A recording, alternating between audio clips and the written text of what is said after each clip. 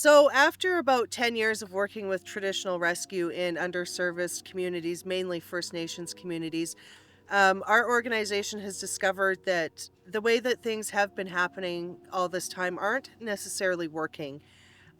We don't want to come in and take dogs off of nations. We don't want to take dogs away from families, from kids, from people who love these dogs and respect these dogs and treat them as part of their families, even though we don't necessarily treat them the way we treat our dogs in the city. We have found that coming out and simply just feeding dogs or, taking puppies away doesn't necessarily solve the problem. We're looking at solving the problem through long-term solutions and coming up with a comprehensive companion animal management program that includes the use of contraceptive implants, implementing, creating, enforcing bylaws. Many nations do have bylaws, but some of them are quite outdated, likely from the 70s, or they're not appropriate to the way that things are happening today. The difference between free roaming and stray dogs or unowned dogs, all of these things that we've noticed over the years that traditional rescues aren't necessarily addressing the root of the problem. And the root of the problem is providing people with the resources to keep these pets and to keep them healthy, to keep their communities healthy, to stop the dog fights, to stop people being attacked and bitten by these dogs. If the dogs are hungry, they're going to go after where the food is. If the dogs are pumped full of hormones, well, they're going to go after where the ladies are.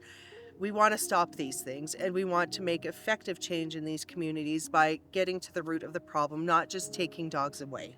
So, our solution is to offer a comprehensive program, which we have put together, that does offer contraceptive implants, which are, again, a temporary solution, which some people do very much appreciate, because we do hear that quite often. Yes, what if I want her to have puppies a couple years down the road? Or, you know, she's a really good guard dog. I need more of her, that sort of thing. So our implants are temporary. The first one lasts for a year, and everyone after that does last for 2 years. Coupled with those implants, we do want to look at creating, implementing, and enforcing effective bylaws within the community. We want an animal champion within that community that helps us keeping tabs on things on the ground, keeping tabs of the animal's health and wellness and what's going on day to day. We want to set up a facility where dogs can be held, where emergencies can be treated, where there's a pet food bank established, where there's supplies and slight medical issues can be addressed. Um, we want to look at training, we want to look at education, basic grooming, basic first aid. A problem that you've probably heard quite a lot about is dogs getting quilled, especially this time of year. There's a very simple solution to that, and it's something as easy as setting up a feeding program. If you feed your dog at the same time every day, they're going to come home at the same time every day, and you're going to keep them out of the bushes where the porcupines want to get their little spikies into them. These are solutions that are very easy to offer and very easy to pass on. Rather than just coming in and taking all those dogs, let's let people keep their dogs, and let's give them what they need to keep them. Um, the program itself can take as long or as little time as the community needs or as the community wants to invest in it. And we're looking at a whole health aspect when it comes to fixing these dog problems, because you're looking at healthier communities, you're looking at kids not being bit, you're looking at reducing the diseases that the dogs are carrying. Worms are rampant. Your kids are running around barefoot in yards where dogs are pooping. It doesn't take us anything to deworm a dog. It doesn't take us anything to microchip a dog. It doesn't take us anything to vaccinate a dog. And these are all steps that are going to create a healthier community for everybody and keep those dogs in the homes where people love them. We were given permission to attend the Four Nations Arena located in the Masquechis Cree First Nation. The Canadian Animal Task Force were running a spay and neuter clinic over 2.5 days.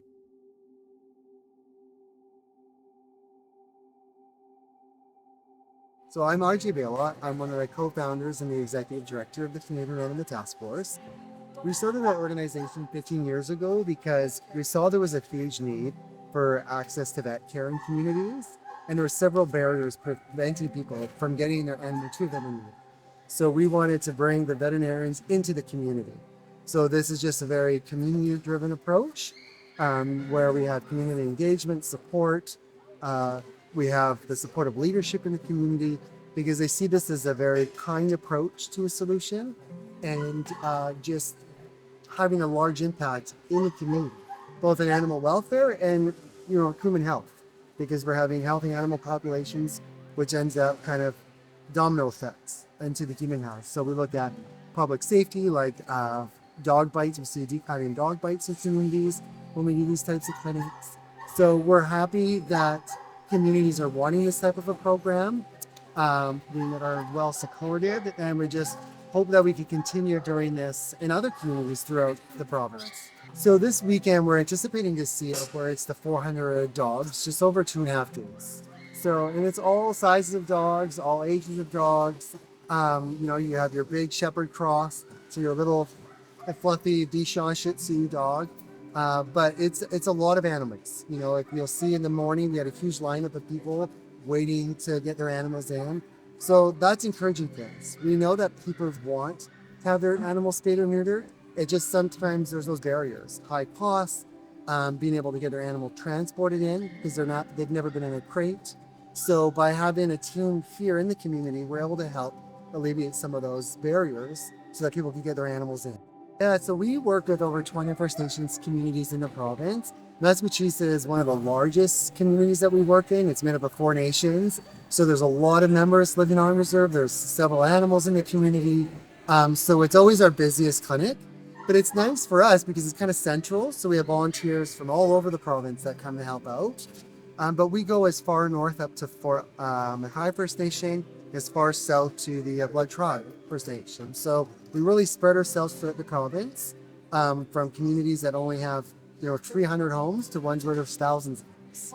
Yeah, so if we weren't doing the work we do, we would definitely see a much larger rate of disease like carbo and distemper, because we've seen a decrease in the communities where we've been doing our program.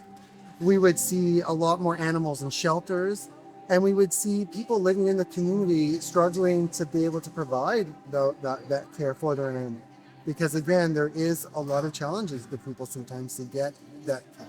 So we know if we weren't doing this, it definitely wouldn't look like what it does now. So we hope to be able to continue this for as long as we need to. The logistics are like endless. We're trying to find a venue. We're just trying to find the volunteers. It's been tough since the pandemic, sometimes to get enough volunteers to come out to pull off the clinic. We're also dependent on the weather. We run our clinics kind of in the summer, fall months, because we don't want to be doing this in the winter, of course, right? So there are a lot of barriers. Financial, it's a huge expense.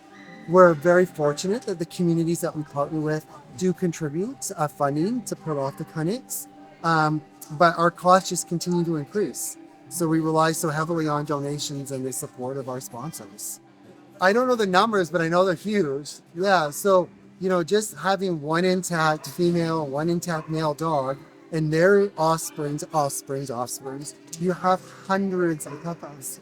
And right now, there's an issue throughout North America where there's an abundance of animals in shelters looking for homes. So spay and neuter is really the initial kind of root cause. Like we just need to be able to provide that service so that we don't have all of these puppies and kittens. There's so many of them that are out there. Yeah, it's interesting. From doing this for so long, there's several misconceptions that people have about dogs living in First Nations communities. My experience is just from what I've seen being in the communities. I don't live in a First Nation community, but just what I see is that the people that we meet, they love their dogs, and they are trying to do the best they can for the dogs. Sometimes they just don't have all the resources. We run into families who will pick up stray pups that don't have a home, and they'll take them in themselves and they'll try to care for them. But then you have 5 dogs that you're trying to feed. So it's just, very expensive. But one of the things that I hear often is that people don't want to have their dogs spayed or neutered, which this clearly is proof that that's not the case. People do want it. Yeah, maybe there's a few people that don't want to spay and neuter their animal, but the majority of people don't want to have endless litters of massive animals. The other big misconception is that the animals don't have owners. And that is also not the case. The dogs, what we often call as community-owned dogs. So the dogs are roaming, but there's someone who is providing them food. Maybe they'll have an outdoor dog house. So the dogs live differently than they live in the city. But I also feel like the dogs often enjoy that. You know, they're not confined into a crate in someone's basement. Like, they get to be a dog. They get to roam. Sometimes they're getting into trouble. But, you know, if they're being fed at home, then they stick around. I'm a Métis veterinarian from Alberta, and I'm volunteering here with the Canadian Animal Task Force, filling in the role of responsible veterinarian. So my job at these clinics is I am responsible for the health and well-being of all of the animals in the building. And so I will see medical cases, provide guidance for owners, prescribe medications, make sure that surgeries are going smoothly. And if there's any complications that arise, surgically or medically, I'll be the one to deal with those. So, with our volunteer base, what we do, we absolutely could not do without our volunteers. Our volunteers are the lifeblood of the organization. And we have a wide variety. We have over 200 volunteers here this weekend. And a small section of those are going to be registered professionals. So that means they're either registered veterinary technologists, so those are the equivalent of human nurses, and they're also going to be doctors of veterinary medicine or DVMs. We do also have a selection of students of both the veterinary programs as well as the technologist programs. Our volunteers come from many different areas around the province. So they're all licensed to practice within the province, and they are going to be from all sorts of places. Actually, we have some that work with insurance companies, some that are in private practice, some are in large animals, some in small, some of them work in shelters, some of them only work in for-profit practices, some of them are high volume surgeons, some of them are general practitioners. So we welcome all sorts of volunteers. They all have different levels of expertise, and we tailor the surgeries to their confidence level and their expertise level. In terms of recruiting them, we're always looking for more. You can never have too many volunteers. And so many teams will actually come as a team building exercise where an entire clinic will actually come. So we'll have the doctors and the nurses from the same clinic, and they'll all come work together. And others have been volunteering for years. Some of them are new. So we really do have a wide variety. So the importance of our work in these communities is really our end goal is we want to help the people that are in these communities. So we are actually invited and requested and asked to come volunteer here. Our services are very much requested by the community. And we play a very pivotal role with helping with the coexistence of free roaming or community dogs with the other members of the community. Because really on the reservations, dogs are another community member and they are treated as such. So this is meant to provide them with the health care that they may not otherwise have access to for many reasons, whether it's logistics such as transportation or monetary, or many of the dogs, they're living their best life out there. And so it's sometimes challenging to actually get them somewhere to access these services. So it's really our goal is to, as our motto says, is to help animals and help people. So by helping the animals, we're really helping the people in the community in providing them with resources, providing them with services that they may not have access to. We really want to keep pets in homes. We really want to have healthy community members, both human and animal. When we're speaking specifically in the context of First Nations, it's really a symptom of colonization, and it's a symptom of the loss of land and freedom of movement. Because many of the community dogs the reason they're free roaming is because that is the way that they live here, and this is how they function. And many of these animals are honestly living their best life. Like they're some of the best socially well-adjusted dogs I've ever met. Many of them are very healthy animals, and it's just that for the same reason that we're seeing a lot of social ills in the human population, we're seeing ills in the animal population as a result of colonization, settlement, and the reservation system. And so the role that we're playing is that we're trying to really, I like to think a lot of what we do is an act of reconciliation and helping to provide the services that the rest of the country enjoys. And I think that's important that they also have access to those kinds of services, and helping to alleviate some of the ills that colonization has inflicted upon the animal and human populations on First Nations. It's hard to admit that something isn't necessarily working, and large scale spay neuter clinics are great. They're good, but they're not solving the root of the problem, and they're very cyclical. You know, I don't know the last time they were out here, but they only come out to a nation every 2 to 3 years. So what's happening in that time between those 2 to 3 years is that the population is growing again. Those problems are coming back. So if we work with the task force and they are coming out here, say every 3 years, we'll come out those 2 years in between. We'll implant, we'll do all of these things to implement the whole program so that the large scale spay neuter is effective and that our program is effective and we're working together again for the health of the whole community. Per dog, we're looking at about $150 per dog, and that is the contraceptive implant, a microchip, the first round of vaccines, and a deworming. So it does work out to be a little bit more financially friendly.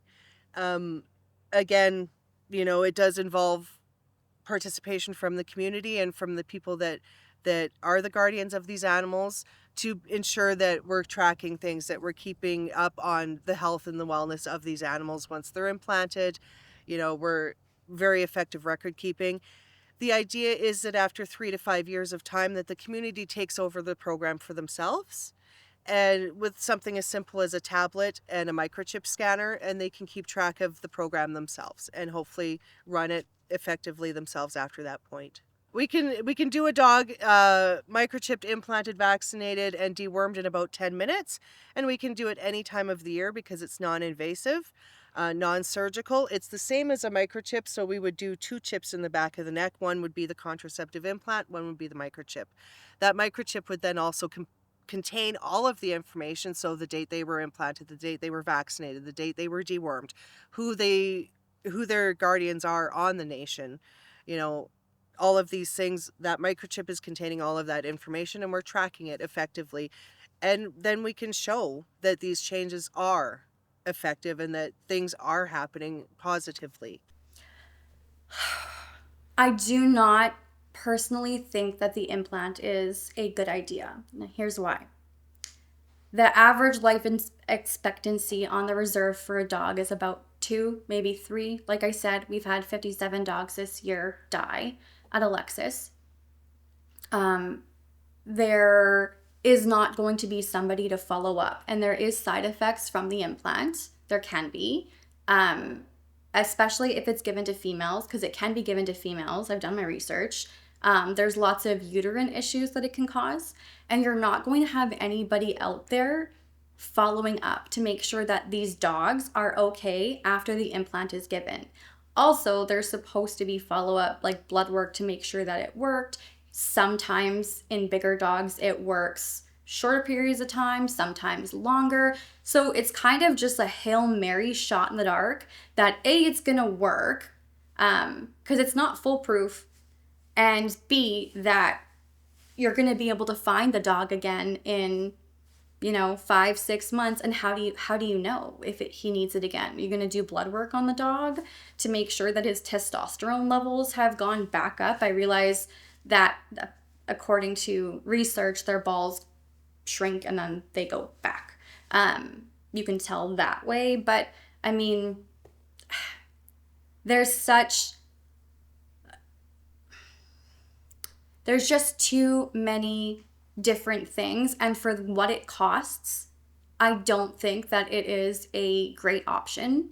I think that a better source of energy and time should be going into regulating vet care in Alberta. I think it's absolutely ridiculous that at one place it's $1,000 for a neuter, and at another place it's $374 for a neuter. And if vet care prices were regulated, that would do a hell of a lot more good than an implant that, may or may not work and may or may not have side effects. To me, it's not foolproof enough to put any sort of energy into it. This main room is our adoptable dog room. So it's empty right now, but at the end of the day, all of these crates are full. All of these enclosures are full. A lot of the dogs are outside, and we have some volunteers here that are doing some walking right now. But every single enclosure in this building is currently occupied by a dog.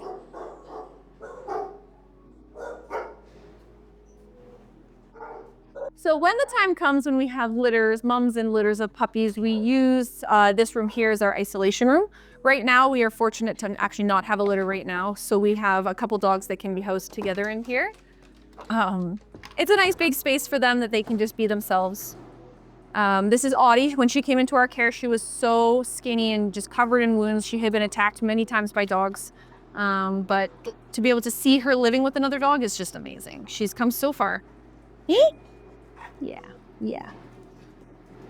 And this is Benny. He was just found wandering the streets. A lady had been taking care of them for a while, him and his sister, and decided she didn't want to anymore. So she came to us and said, if you won't take them, I'm going to let them loose. So we didn't really have any choice. We took them. His sister's been adopted, but he's still here. I did put, there's food all over the floor, but I did put Hammy outside, so he can come in here safely now. Because he loves to flip. The dogs don't stay in these enclosures very long throughout the day. We rotate them through every couple of hours just so everyone gets time outside. When they're inside, they're usually sleeping. It's a bit exciting right now, so they're all kind of going a little crazy, but the heat doesn't help either. It's been so hot lately. This is Dumplin. She was just transferred in from another rescue society. Very underweight, a little bit scared still, but we'll get there.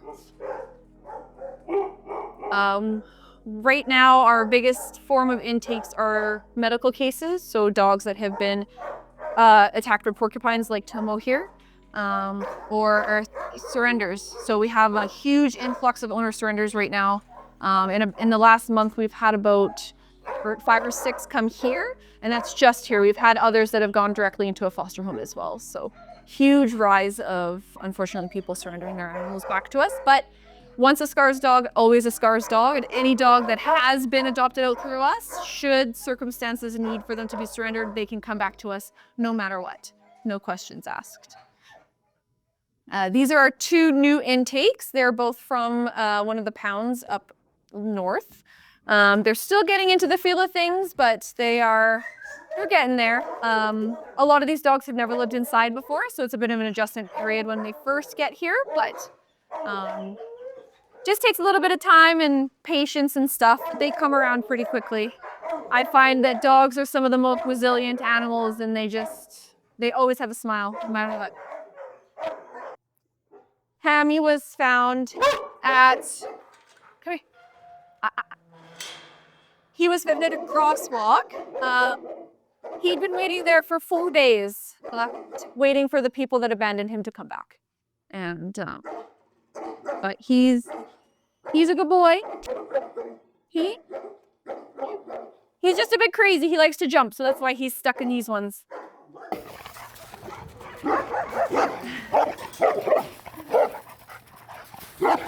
This is an ongoing project that we have here. We have some wonderful volunteers that build dog houses for us, some of which actually include Paul Kane High School. They build about 6 for us over here. So they have their logo on the side of them, but usually it's volunteers that will build, paint, and insulate the houses, and then they are delivered to different reserves all across Alberta. Oftentimes it'll be the reserves that we do spay-neuter return programs for, where we take animals, spay and neuter them, and then return them to their homes. So we always make sure that they have a dog house, just someplace warm to stay during the winter. It's been so hot this last week, and so we've had to put umbrellas up for the dogs, but they really seem to like it. Some of them have pools too.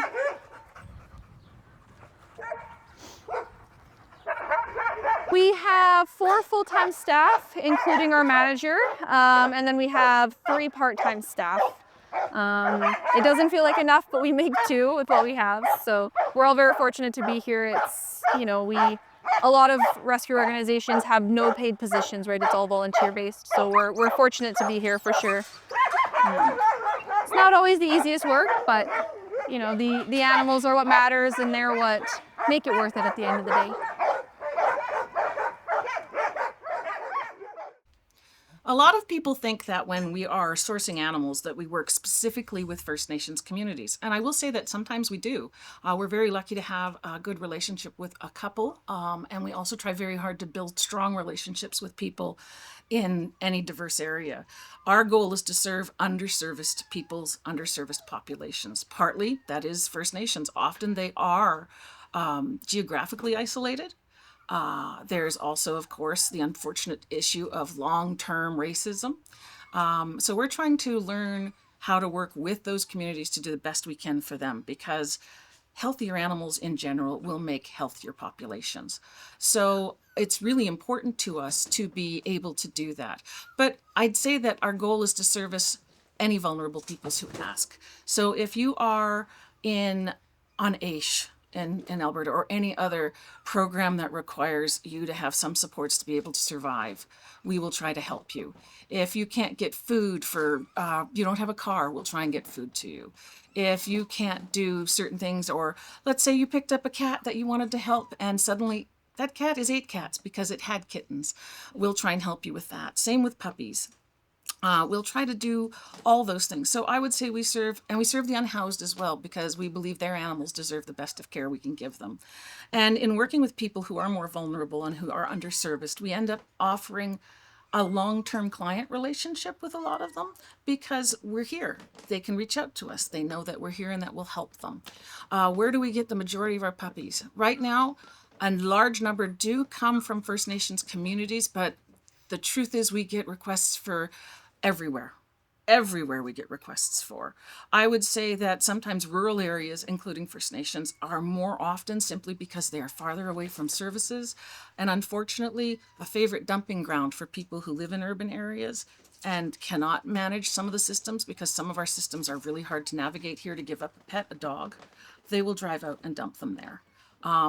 It's a real problem for a First Nation community that's already struggling to have excess animals continually dumped. So we work with that idea as well. Whenever we take in a litter of puppies, we always fix a mama.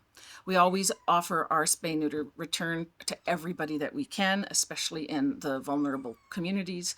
So it's really important to us, and many people embrace it. When we spay or neuter an animal, we don't just spay and neuter, we also offer a full exam. We also offer all shots, a microchip to the owner, as well as a full deworm, and then a long-term relationship with us to help the animal in the future. Primarily I would say about 90% of our animals come from the reserves, whether those are medical intakes or just strays or from the various pounds in the areas. We do take some strays from Morinville. That's where we're located. We have a contract with them. So Finley, our Rottweiler friend over there, is from Morinville as well. But yeah, I would say about 90% of our intakes are from the reserves and stuff. We are often the only people that will go up there and help those animals.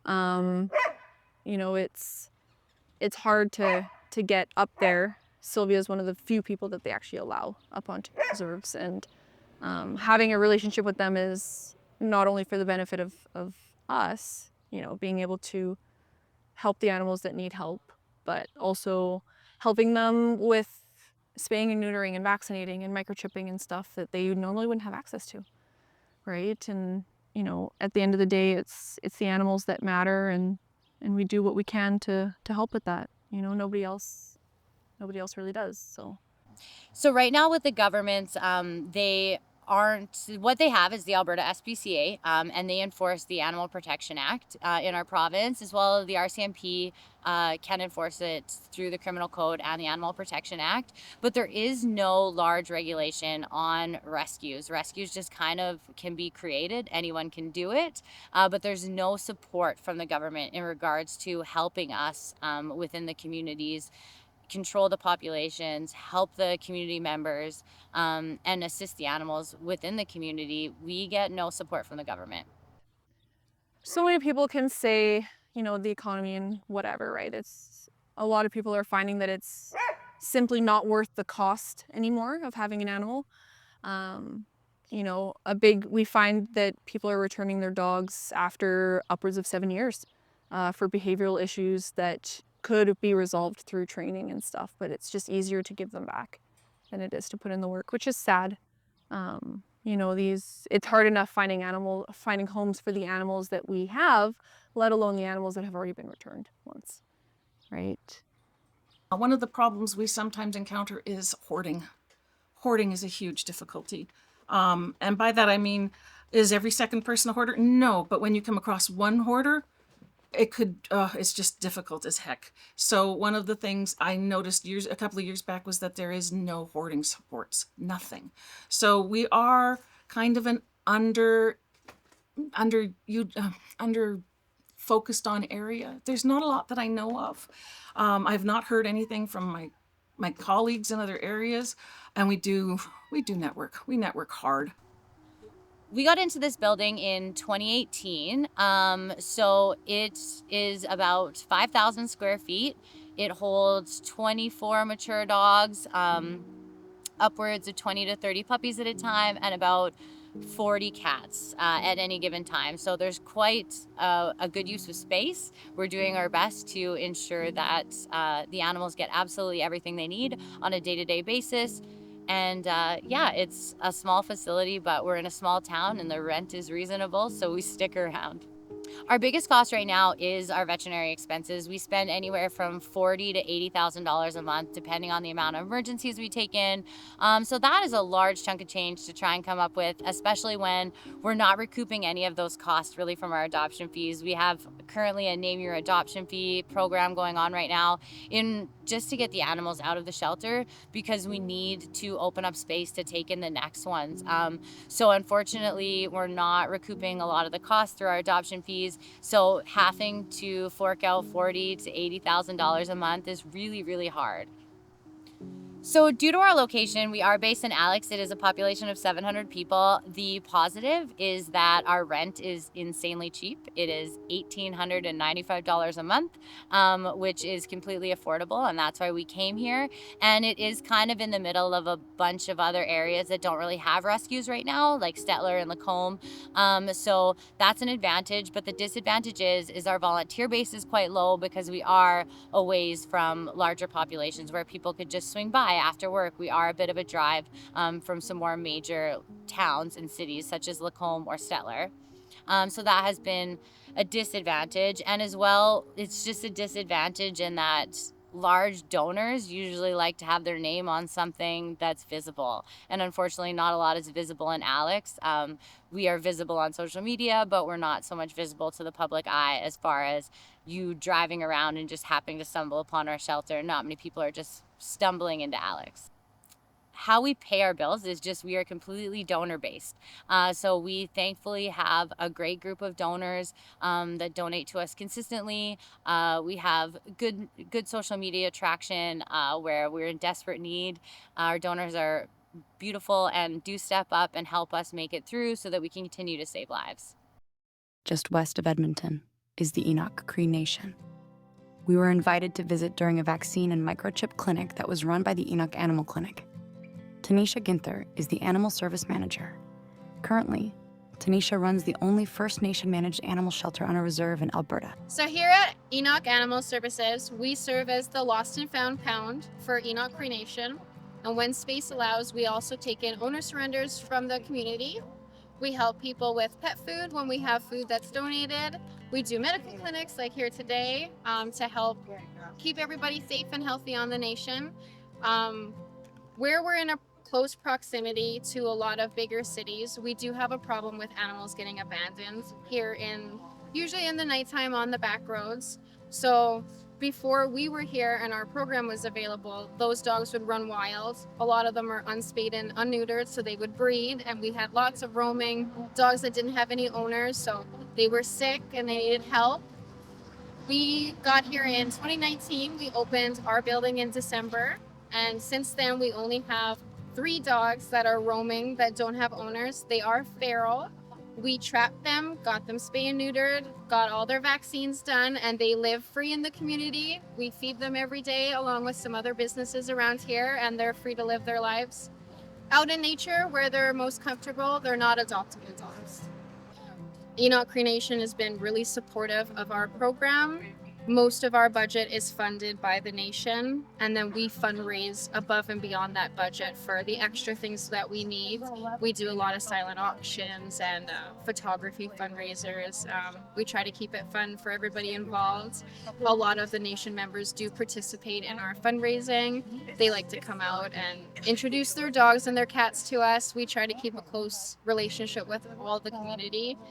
Animal control and animal services gets a little bit of a bad reputation that we want to take animals away from families. That couldn't be farther from the truth here. We're here to support people keep their animals safe and healthy in their own homes. We want them to thrive, and we want to show people how they can be the best pet owner that they can be. So we want to keep these animals with their families, and we want to help them take care of them so that they can. A lot of owners use their dogs and their cats as emotional support. There's a little life that you have to get up every day and take care of. They're really great for mental health. We have lots of elders out here that have cats, and usually smaller pets, so that they can still walk them. That they say that they make their entire lives better. So we want to be here to support that human and animal bonds and help owners get the joy and the love that they deserve from their pets. So we're not out here to try to take animals off the nation. Most of the animals that are here don't require saving from us. They just need a little bit of help every now and again so that they can learn how to be the best pet owners that they can be. So throughout history, First Nations have an incredible bond, especially with dogs. We were a nomadic tribe. We traveled a lot of places. The dogs were there for our protection. They helped us with security so that we could know when threats were coming. And we live a pretty similar lifestyle with our pets here on the nation still. A lot of them are free roaming. They're free to wander. We do have a new bylaw in place that asks people to contain them on their property so that we can keep everybody safe. But a lot of these dogs, they don't get leash walked like your regular city dogs would. They live more of a farm dog lifestyle. A lot of them are used for working breeds, so herding and things like that. We get a lot of negative stereotypes. You can see it a lot on social media about res dogs.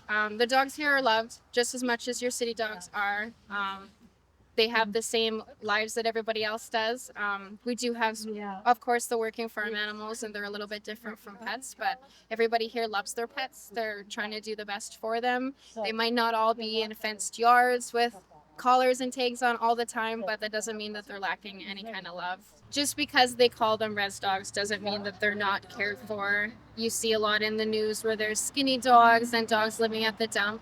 We used to be one of those nations. Before we had an animal program, we did have dogs that were being abandoned, and they would live at the dump or they would live by the stores begging for food. They had mange, they were really skinny, and they did need rescues to come and rescue them. That is why I think this program that we've brought to Enoch Cree Nation is so important, because now we have a program that can help people. We can take the animals that don't have homes into our program and adopt them out into loving families so they're not breeding and wandering around all over. I believe that every First Nation needs a program like this to support pet owners and to encourage more knowledge on keeping the dogs safe and happy. And then you've got the puppies over here.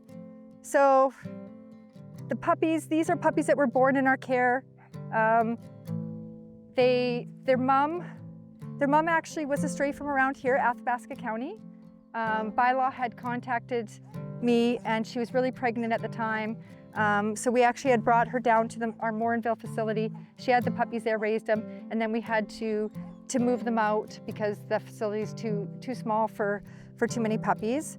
So this is Diggs, Equity, and Quartz, and they're about 4 months old now, and we've never had puppies stay in care for so long. It's a real animal crisis right now with the number of animals coming in. Their adoptions are very, very slow. Used to be puppies would be spoken for by 8 weeks old and gone. This is kind of the norm now. Puppies are growing up in care. It's new to me. It's new to us. I don't like it. I feel like people are missing the best time seeing these puppies grow up. You know, it's sad to me. So I'm totally for having a facility at any of the communities. a pound, so that there can be a hold and the community members can come and get their animals without penalty.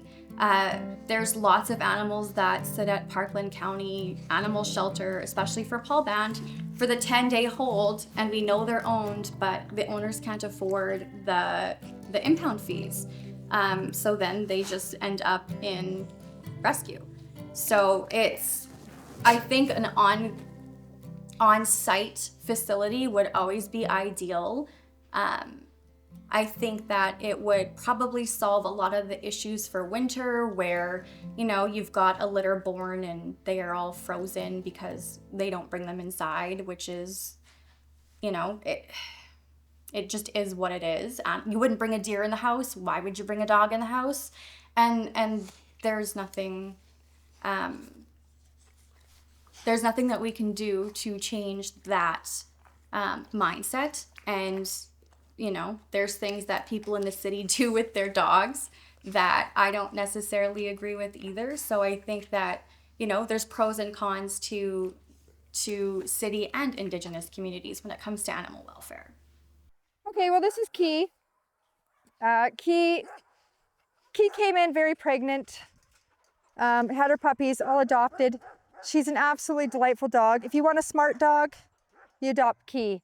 You want a dog that won't eat your cats, don't adopt Key. She does not like cats. She's not a fan of other dogs in general, but she will make somebody a great companion. This is Katie Keaton. Katie was a return. She was adopted out as a puppy. She decided that beating up the senior female dog was a good idea, which was not appropriate. So she is back. She is actually a lovely dog. She's very smart. Keaton actually came from the Colleen Lake Pound. We could not even touch him when he first came in. He was so terrified. It took us quite a while. He's just a very gentle dog. He's just a little sensitive. Very, very nice dog. I quite like him. And most of the dogs for us coming off of the reserve are injured. 99.999% of the dogs that we bring in are going to have a leg amputation, missing an eye, parvo, broken bones, shot, all of the fun. We're not bringing in healthy chihuahuas. We're not bringing in doodles. We're bringing in animals because they need vet care. And that's kind of how we work. So all of our animals are special. You're not going to get a healthy little puppy. But that's what rescue is. Rescue is not rehoming puppies. Rescue is not going out and finding a healthy dog and putting it up for adoption. That's not what the community needs. That's not going to benefit the community. And I think that there's a lot of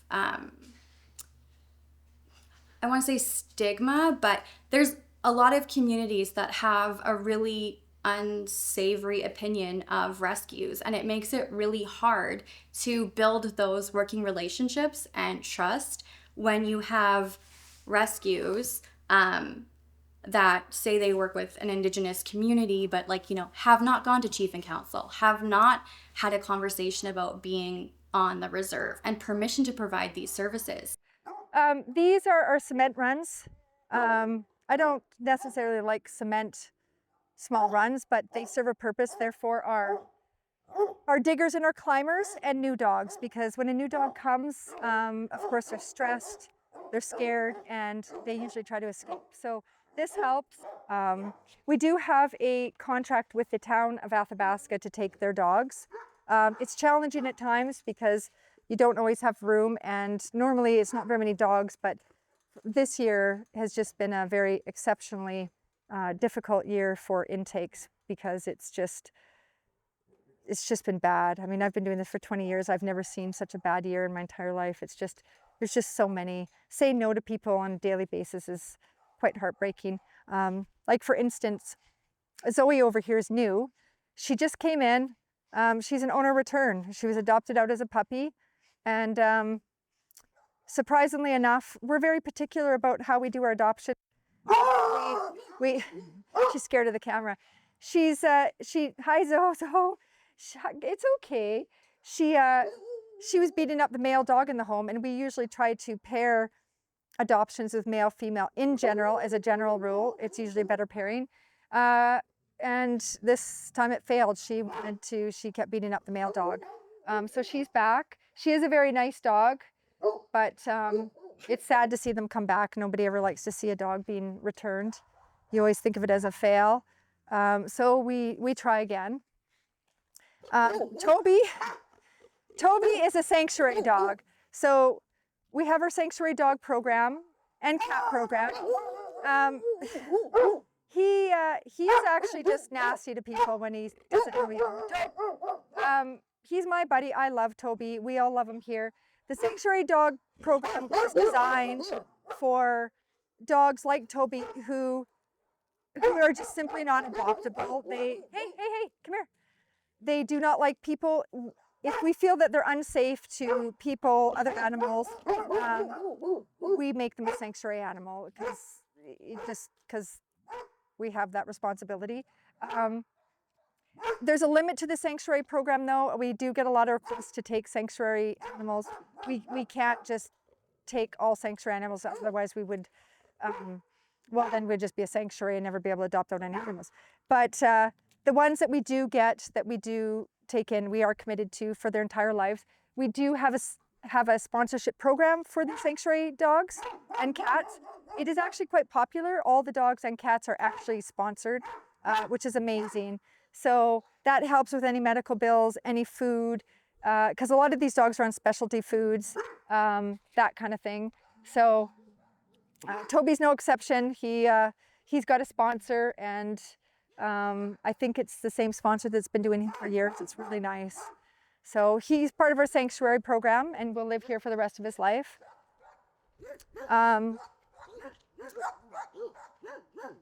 You've got dogs like Bing, who have been here for a while. Nothing wrong with Bing. She's absolutely delightful. She's the perfect size. This is everybody's dream size. You know, nice 50-pound, 45-pound little dog. But she hates other dogs. So, which is why she's out here. This way, you know, with hundreds of acres here, we got so many trails and we quad, and she loves to quad, she loves to walk. So, and she has her own space, private space that she doesn't have to be in with anyone. It's not easy to get people to foster, and getting people to foster for us is a hell of a lot harder than other rescues because our dogs are from the reserve. So, you know, we always get the, I'd love a dog that's potty trained. Is it good on a leash? Is it crate trained? No, it's not. It just came off of the reserve, and whether it's a 6-month-old puppy or a 6-month-old dog, it's not going to be potty trained. It's not going to be leash trained.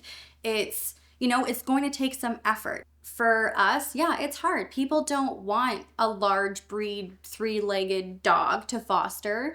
They want something easy and it feels good and the dog gets adopted and yay. And you know, we're almost at 400 adoptions, and took over 800, I think we're 839 animals in the last 2 years. We've transferred lots to other rescues, lots of spay-neuter returns, adoptions, things like that. But it's exhausting, and you do get burnt out and you get broke. Ringo over here is not part of our sanctuary program, but he's been here for a long time. And Ringo's only fault is he's a large male pity cross. And large male pity crosses are not everybody's first pick. And he looks mean, but he's not. He's actually a very lovely dog. Right, Ringo? He's quite the food hound. It's so hot out, nobody wants to get up and visit. He's got lots of scars on his face. He's been in a fight or two. We picked him up at the Big Stone Pound. Yeah, he's a very, very nice dog. Everybody enjoys walking Ringo. Right, Ringo? And he's so handsome. You're just so handsome. But yeah, you can see all the scars on his face. He's been in a fight or two. He's a big boy, but he's been here forever, and other than maybe not liking some male dogs, there's nothing wrong with him. He's a really nice dog. Oh, then you got Mingo. Now Mingo is a sanctuary dog. No one ever believes it because he is just the absolutely most delightful dog. And if he always gets excited to see his, so Ringo has a special football that he likes. This is Ringo's football. And we have to buy them all the time because Toby likes to steal them, but he's obsessed with his yellow footballs. He'll do that all day if you allow him to. But he's just a really nice dog. Come here. But he doesn't like other dogs. So again, yeah, you don't want to play football. It's too hot. Hey, come here, drop it. Yeah, he doesn't want to play because I don't blame him. It's way too hot. But very, very, very lovely dog. He is, he's a senior now. We love him though. He's great off leash. We do take him for quad rides. So he gets to go every day, and everybody fights over who walks Mingo because he's such a good dog to walk. So I think last year we ended up spending $250,000 on vet bills. I think this year we are projected to have spent even more. Like I said, we typically bring in animals that are ill or injured, so our average vet bill is closer to $2,000 versus other rescues who are just doing a spay, neuter, and then up for adoption. So our adoption fees are $425 for a dog over 6 months and $550 for a puppy, but neither one of those cover all of the vetting that is required for an animal. So we're always in the negative, always. We do get grants, not a lot. The government definitely needs to step its game up because if all of the rescues end up closing because of how bad the crisis is in Alberta right now, the animals are going to end up at shelters in government facilities like Parkland County and Edmonton, and they're going to be overrun. And if they don't start helping rescues with some sort of program for rescues where they get vet discounts or free spay neuters, something, there has to be some sort of change with government regulations and rescues. There needs to be help because we can't sustain it. We can't. I think we owe one vet right now probably $16,000, another vet $4,000, but I'm not going to say no. Like, there's a dog right now at Paul Band when this interview is concluded that I'm going to be going to get, and he was mauled. He's extremely emaciated. He's apparently got injured by the train that goes through Paul Band's. And I'm not going to say no. Do we have money for it? No. But am I going to let him suffer? No.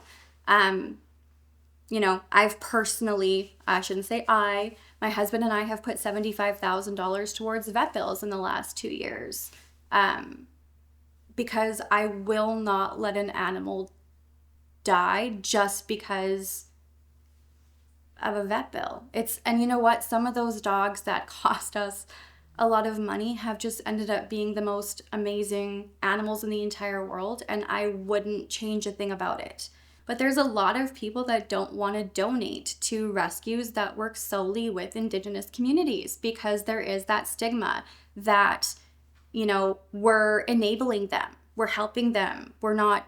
How are you helping the problem? You need to be rallying against them and make them change their laws and change their way. This is never going to end if you don't stop. You got to stop helping them. And that's not it. That's not it at all. How is anything going to change if we're not out there building these relationships and educating people and offering them other solutions, letting them, there's no alternative in my mind. They use them for work, but there's no more work for them. No more trapping. No more duck hunting. They used to go out in the lake, get the ducks when somebody shoots a duck down. There's nothing like that anymore. That's all taken away from us. That was our livelihood, but it's no longer there. That's when we used to use those dogs for that. But there's nothing here now. You got to go and buy it $40 a pound or something. You know, it's not life anymore. I'll tell you that. It's not how it was. It's completely changed here.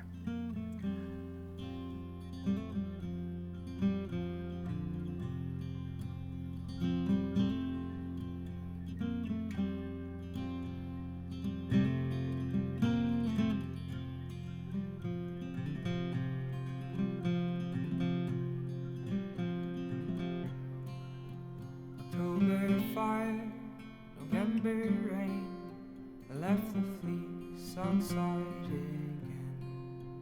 Damp man's ground, thirsty wool, and I, the faithless fool.